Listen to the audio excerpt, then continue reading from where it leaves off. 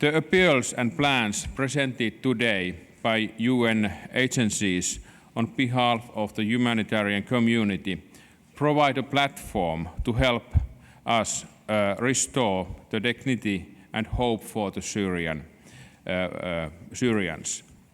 We also all share the responsibility to assist the refugees in the neighbouring countries.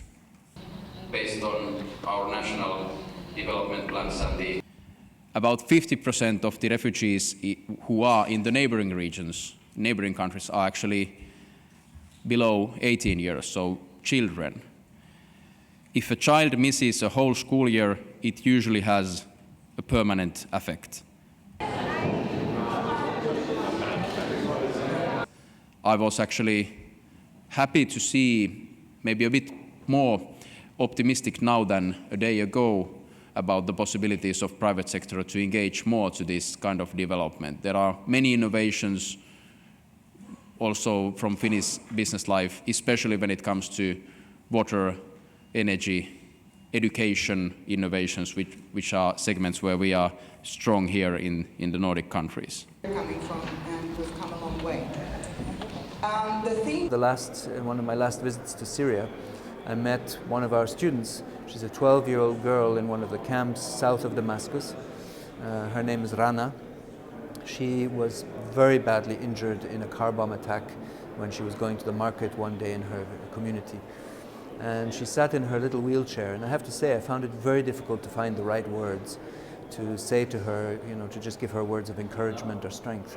She was actually the one who found the words. She said, this has been very terrible, but I want to move on in life. I want to go back to school. I want to receive my education and everything. So not only did we provide her with an artificial limb, but we also make sure that she can continue to go to school and learn and preserve some of the opportunities for the future. We had a good conferences yesterday, both with business society and... We are at a critical juncture. The public dialogue and the rhetoric around Syria, the refugees and host communities is changing. We cannot rely on the narratives we have been using to elicit public empathy.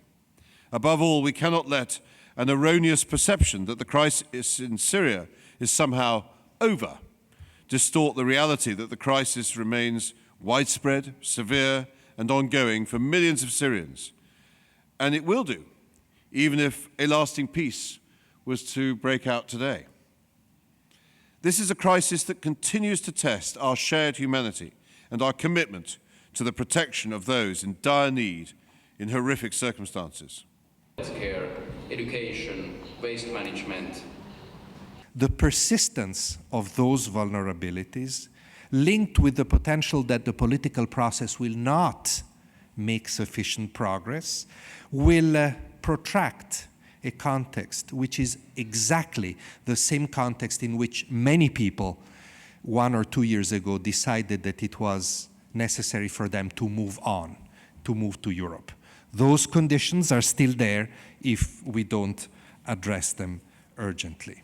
Governments, civil society, to talk about Syria. Alongside the establishment of the Regional Refugee and Resilience Plan, we've been advocating for multi-year funding as the most effective way to plan for and put in place durable solutions and form lasting partnerships. And since then, I understand Jordan and Lebanon have successfully adopted multi-year programming cycles, allowing for more sustained engagement with donors through a wide range of new funding approaches.